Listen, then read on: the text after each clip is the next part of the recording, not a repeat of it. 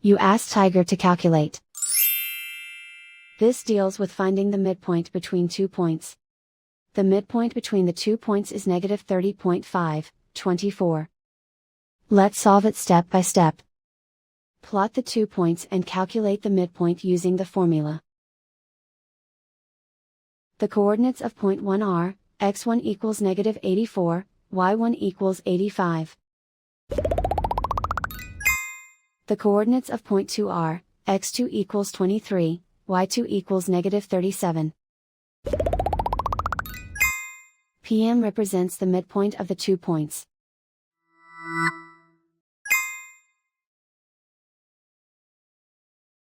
Use the x values in the midpoint formula to find the midpoints x. x1 equals negative 84. x2 equals 23.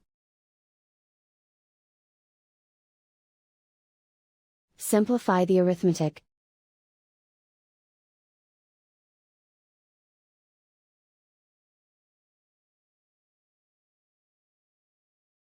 Use the y values in the midpoint formula to find the midpoints y. y1 equals 85. y2 equals negative 37. Simplify the arithmetic.